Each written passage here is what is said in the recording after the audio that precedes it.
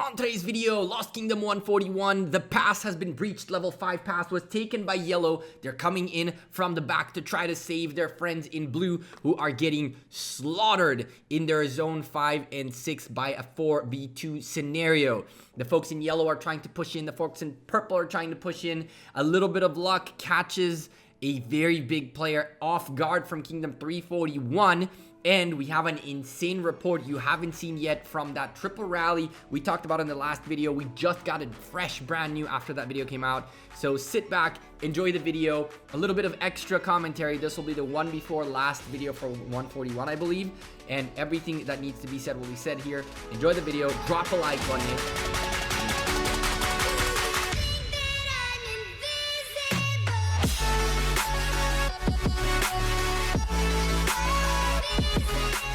Hey there YouTube, welcome back to Gekko Gaming. Last we left off, that yellow pass was taken after 18 consecutive crazy amounts of rallies. And in this video, we actually got a hold of a report from one of those first rallies that lasted an hour long. And that report is sickening. You guys don't want to miss that. But before that, the folks in pink picked up the passes away from blue. They cut them off of their zone 5. Now, the little bit that's in zone 6 has to hold on, while green and orange are starting to cut up that zone 5, locking 340 fam and FTK fam back into their zone 4s.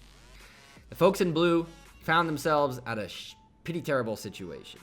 It's a 4v2, and it's worse than a 4v2 because it's a 2v2 up on in the area that matters, zone 6, while to clean up zone 5, take away some of the buffs from the folks in blue, and then come in to go and help out red to get rid of blue once and for all.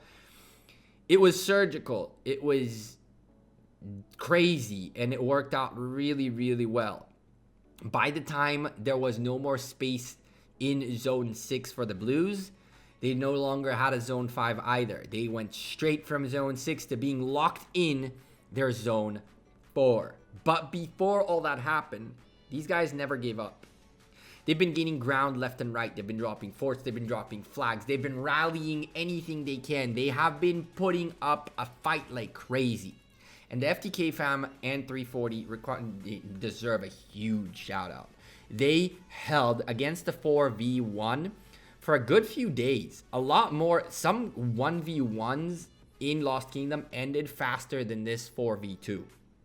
And it's a 4v2, okay? It's not, and it's more than that. It's a 4v2 where it's a 2v2 fighting and two of the other guys on the other side cleaning up your back so that you can't focus on one or two targets.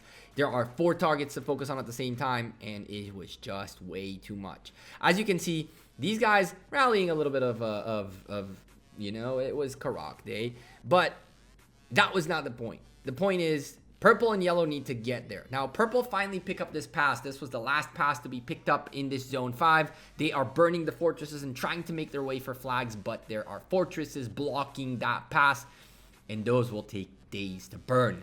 Purple need to find a better way to get in. Previously, they tried to hop the wall next to the pass, but it didn't work out very well. Yellow ended up doing it themselves and managed to do it successfully. And so they got them their foot in the door through this plus the pass.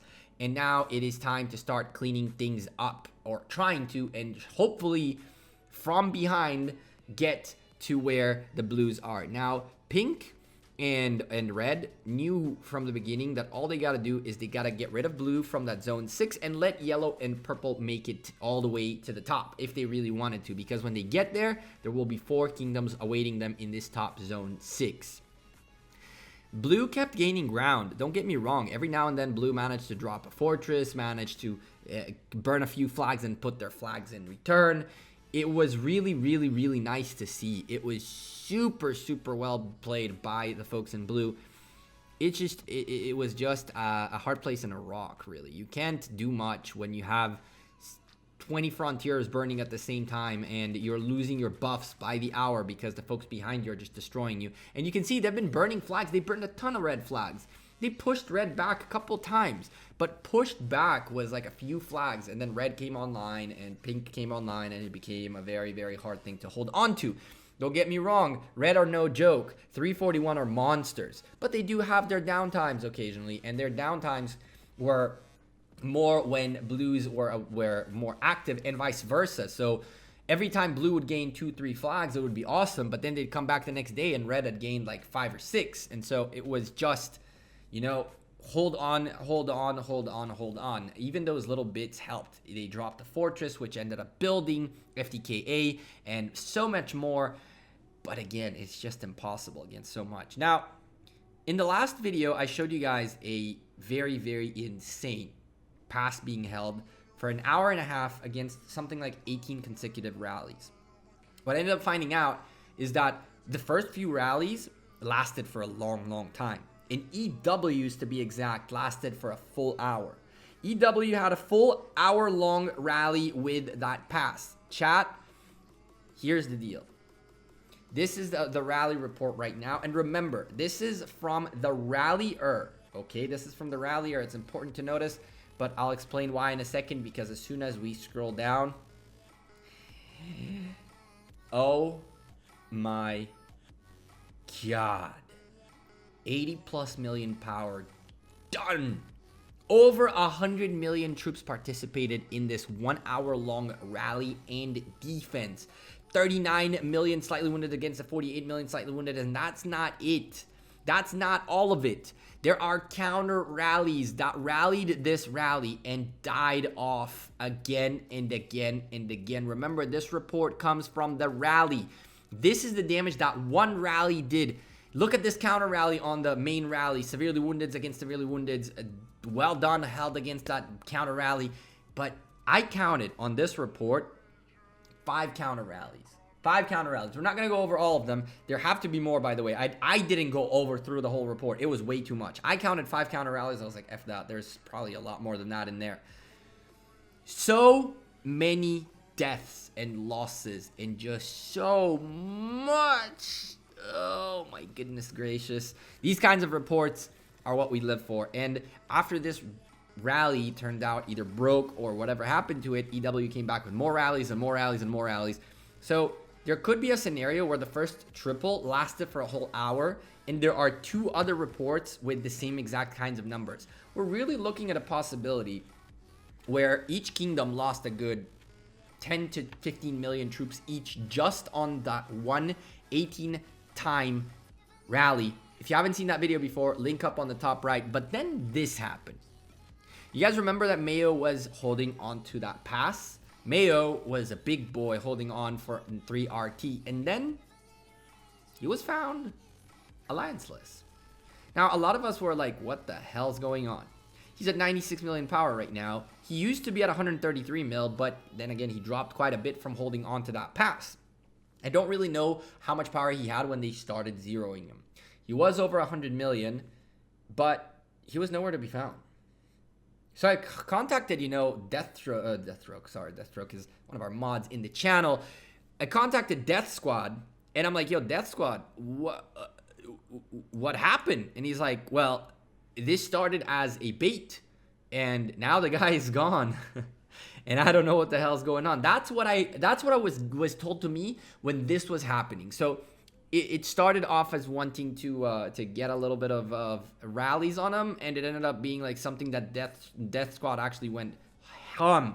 He went ham to defend this dude, and I'll show you how in a second. He went ham. Look at the report right here that we're about to see. You're gonna see a lot of these 1-3-4-1 marches that fought against, you can see right there, Death Squad with a bunch of marches. What he did was essentially he swarmed rallies. One of the most effective ways to get rid of rallies nowadays is to swarm the rally. If your alliance mate is getting zeroed and you want to help out, swarm the rally. It's severely wounded for severely wounded, and it's expensive to heal. But if you can save an alliance mate's troops from dying, that can be very, very beneficial for you in the future.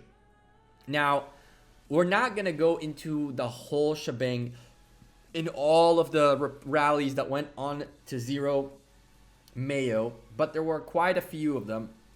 The most important thing about the rallies that hit Mayo, though, is that it didn't seem that the folks in yellow were very in a hurry to zero the guy. He was slowly losing power and slowly gaining deaths and all that good stuff, but it didn't seem like yellow were in a hurry to burn him. And at some point, I'm like, why are they taking 7-8 minutes to launch rallies? We literally just saw them hit a level 3 pass like this with rallies, like rally after rally after rally after rally. Why are they taking so long? And you'll see in a moment why are they taking so long. You can see another rally by FN crossed the screen and went up to the top left. We're gonna zoom out in a moment after this rally and look at another 1-3-4-1 member getting rallied right there. Two of these guys taking a little bit of damage. But man, why did this happen? I'm going to show you guys why this happened in a bit, and how these, essentially why the rallies took a little bit longer to come out and to execute and to fight and to actually cause these guys damage. But the most important thing right here, right now, was to keep Death Squad and the folks that are the tip of the spear focused on this guy and on making sure that this guy is safe. Did he really disappear? I have no idea. I did not really hit up Death Squad after that to actually confirm whether or not that was the case. Maybe Mayo was always there and just trying to take damage, because why not? But the folks in yellow worked out really well, because while they were rallying Mayo, they had a secret plan unveil somewhere else. Now, granted, we're gonna see the secret plan in a moment, and it was astute. I liked what they tried to do, but I guess 341 are not that easy to fool, and you'll see what I mean in a moment. For now, we have two rallies hitting a 1-3-4-1 member on both areas, and both rallies are getting swarmed. The alliance mates of these folks putting in the work to save the troops of their alliance mates. This is something you should all do. If you have an alliance mate getting zeroed, man, come on, go out in the open field, help him out, swarm the rally together, try to save the guy, give him an extra 5 minutes that it takes for another rally to build to potentially get online. By swarming 2-3 rallies, it might cost you quite a bit in terms of healing resources, but you might save your alliance mate and give him 15 minutes he needs to get online and save his troops. Now, you can see right here, both of these guys kind of like we're just doing their thing. We're looking at this guy's power and kills, deaths, and all that, making sure he took a little bit of deaths, and I believe he shielded right after this. Again, another rally came in, and sometimes it was double rallies, EW, FN, Visa. So many people rallied Mayo. And again, 341 just doing everything they can to help this guy not burn, help this guy not lose all his troops, which was awesome. What was the plan, though?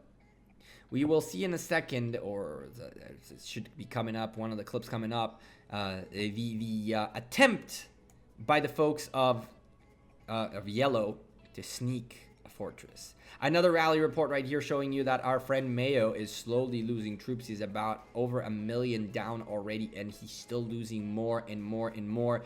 The rally on top of that doing a lot of AoE damage, even though it's getting mowed down by crazy swarms. It's still doing a decent amount of damage and doing the work it needs to be doing, which at this point was the distraction game. So for the folks in yellow, what they wanted to do was in here to try to sneak a yellow fortress. If this yellow fortress managed to get snuck, which by the way, it was snuffed out very quickly. You can see by the time yellow told me that they're doing this, red had already caught it. But if that fortress dropped right there, it would have saved so much time. So much time for yellow to get to blues, that in all honesty, if this fortress by some miracle of God would have gotten there and placed because red snoozed, this could have been how yellow and purple save blues. Unfortunately for yellow, they didn't manage to distract everybody. Death Squad stayed back to help his homie, and he took tons of losses in terms of resources and healing speed ups. To heal up from the losses, heal up the pain from all the swarms, and keep healing again and again and again and swarming everything coming at this guy. He did take a big beating. I believe he lost like 3 to 4 million tier 5s, which is a huge number. It's about all the troops that I have, so imagine me just getting zeroed pretty much.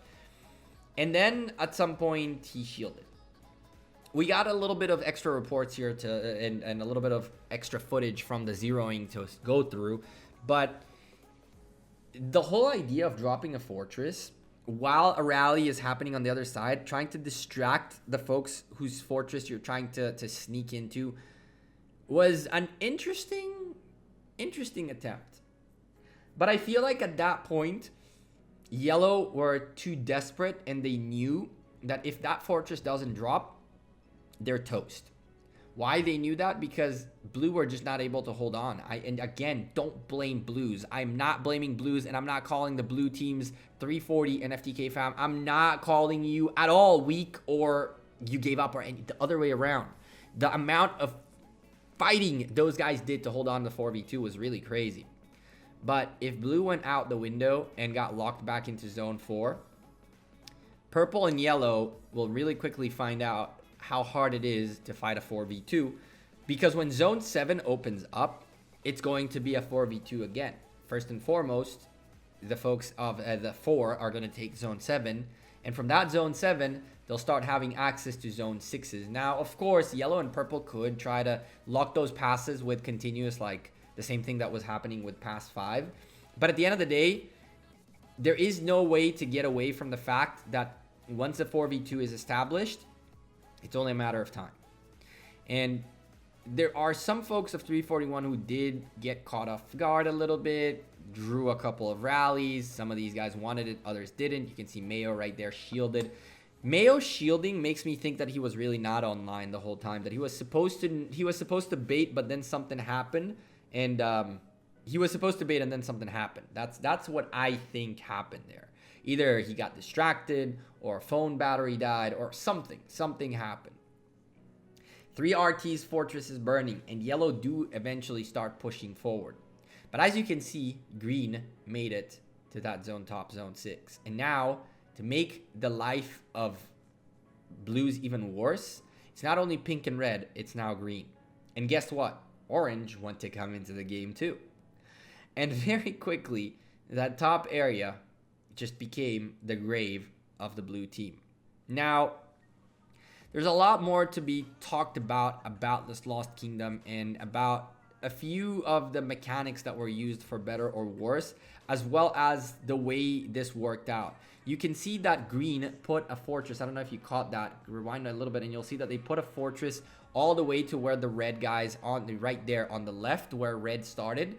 And ideally, they sat right next to the pass and waited for Yellow and Purple to come in, because when they will get close enough, Green will be able to help Pink and Red to bounce into their zone 5 and clean up Purples and Yellows, who were indeed burning up flags, cutting off territory. For Red and Pink, it wasn't a big deal. For them, getting rid of Blues was #1 priority. And now Orange, Green, Pink, and Red are all hammering down Blue out of this zone 6. Remember that Red is already past a very, very long and tough pass. On top of that, they've been fighting the Blue team for a little while. So if you tell me Red, out of all the 4 teams, is the one with the least troops left, I wouldn't be surprised at all. Chi-Chi did such a great job. So many people did such a great job in this, from the FTKC, FTKA, FTKB fam, 340, 340S, 340X. There are so many of these alliances. They did such a great job getting to where they got, but that level 5 lock mechanic really, really killed them. And the fact that their allies had to get through zone 5s, through zone 6s to get to that zone 6, while for their opposition it was much easier. It was one zone 6 and you're good, and just a 1v1 from the side. It was just too much. And so Blue end up falling. When Blue end up falling, Yellow coming into the scene and Purple coming into the scene is irrelevant anymore. Because at that point, by the way, you see how many flags Blue pushed forward? Forget about the fact that this flag got taken out and then all those became inactive. You saw how much Blue pushed forward. They were way up there. They built like 6 flags. It was so good, but it was a little bit too little too late, and they just couldn't do anything about it. Once Blues are out, Yellow and Purple are in deep trouble. For them, right now, holding on to their zone 5s and 6 for now Enjoy all the honor points from the buildings while you can. Hunt the barbarians while you can. That is a top priority, because when the 4 decide to come after the 2 are going to get screwed. And they know it. With that being said, I hope you guys enjoyed this video, found it helpful, informative, useful. I don't know. Lost Kingdom 141 coverage is almost done. We're going to probably make one more video when Zone 7 opens up, kind of see how things worked out. Overall, I want to shout out big time FTK fam and 340. Thank you for allowing me to cover your Lost Kingdom, for cooperating with me, for sending me reports, for letting me know when things were happening. You guys are amazing, and I hope your kingdom survives a loss. Some kingdoms don't survive a loss. I hope you guys do, and I hope you guys bounce back stronger than ever. Thank you guys for being awesome. Appreciate every single one of you. Drop the like on this video, subscribe to the channel, turn on the bell, join the Discord, follow me on Instagram, follow me on Twitter, like on Facebook, all that good stuff. Thank you. You guys are awesome. Most supportive community out there. I'll see you sooner rather than later. Tomorrow, big boy video. You don't want to miss out. What I think is the biggest problem in Lost Kingdom. But until then, you guys have a great rest of your week. Take care and have a good one. Peace.